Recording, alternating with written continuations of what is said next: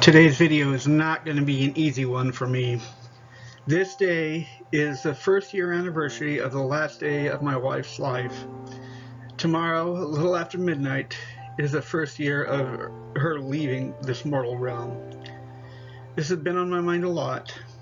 I will be mentioning religion in this video, but I am trying to make it fair. As I record this, I'm probably going to get emotional. I hope to make it all the way through so that it's clear why I chose this subject. So what about the two subjects?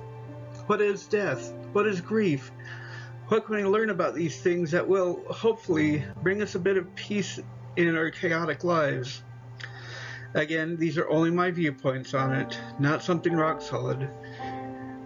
So remember the ones we love who've gone before us. Sit back, relax, and let's get started. First is that death is a certainty. There's no getting around it. I've heard a lot of so-called experts telling us that we will have the technology to download our minds and our memories into computers, but will it really be us or just a recording device of us? Here's another thing that I've thought about a lot. There are two laws in science that declare that both matter and energy cannot be created or destroyed, only changed from one form to another. Let's think about this. So it means that the energy that is used to keep us alive and help us do the things we want to do is not destroyed or created, but it's changed, made different by the actions we choose to use it for. We do these things even without conscious thought, but that energy cannot be destroyed once our physical bodies wear out or are otherwise damaged beyond repair. Perhaps this is what ghosts are really made of, and it goes. What does that mean? What does that really say about the possibilities of these energies, these souls going from one state to another? I'm not going to try and give you any of what you might call proof of this. I'm not sure anyone really can unless they've been over there on the other side and gotten back. I know there are those that claim they have been, but what sort of difference does it make?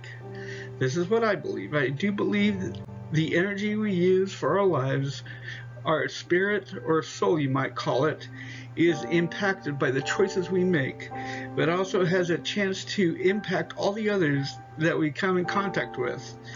Most of the time we never know it, but those energies do reach out to others. So I mean, if my guess is right, if we make good choices and try to use our energy to the best of our ability, that energy will have an impact on others near and far and would encourage them to rise above. It's something that's small, simply keeping that in mind for me, but it has the capability of making the whole world better. My wife taught me that. She was the kind of person who'd tell a total stranger that she liked a particular bit of clothing or that their baby was adorable, no matter what, and her own bright energy was easily felt. I do call her my sweetest angel for a reason. It's never an easy thing when something changes so drastically in our lives. Frankly, it sucks in a big way, but it's something we all go through, each of us, no matter what we want. I remember my first real shock of grief. My family had an old mutt we called Sally. She was vivacious, she was fun, and she was a dog that I really connected with. Then, one time, when we got home, we found she'd escaped. We go through the neighborhood and the Humane Society and City Kennel, but we never found her. My dog was gone. My heart broke. I don't remember how old I was, just a flash of me in tears, calling for my pup, and she wasn't even technically mine. But she wasn't the only thing I grieved for. I can go right down the list, telling you each one until I'm ended, but this video isn't about my grief. It's about putting to rest some of the commonly held beliefs. You see, it's not just death that we need to grieve.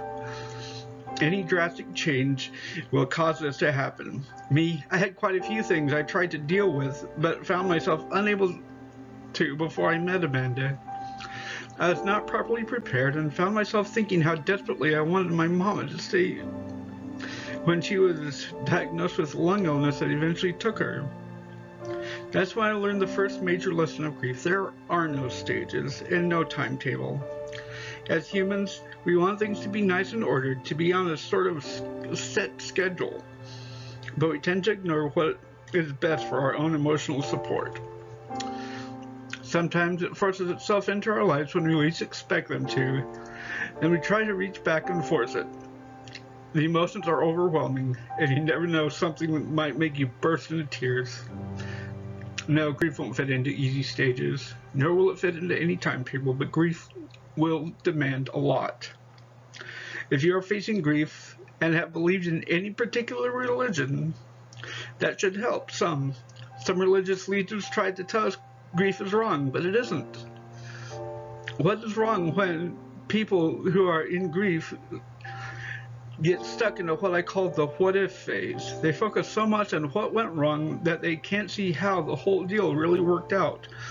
Personally, I can't tell you how many times in those early months I wondered some what if questions myself. But the whole truth is that there is no point in these kinds of questions. It will eventually drive a person crazy. But doing it is the right way. Doing it is a way that will lead to eventual healing.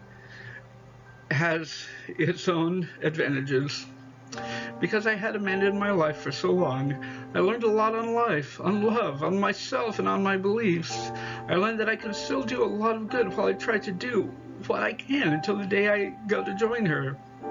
Now here's the whole point. I'll keep doing what good I can. Trying to write things and encourage people to do better, and recording these crazy videos to both entertain and educate. I'll keep living my life as if every opportunity I can take will be the one that will do the most good. I'll do all this, and sooner or later, I will die. I can't say I know for an absolute fact that my religious views are right. What I can say is that I would rather do as much good as I can, die and be wrong, rather than live life to step on everyone I can get ahead, become abhorrent and selfish and greedy, die and be wrong. So that's it. I guess I did get a little heavy this week because it is not an easy subject to talk and write about. Still, like, comment, and subscribe, and check out the example videos all around. They really do help, and I can promise you a much more upbeat, positive video next week.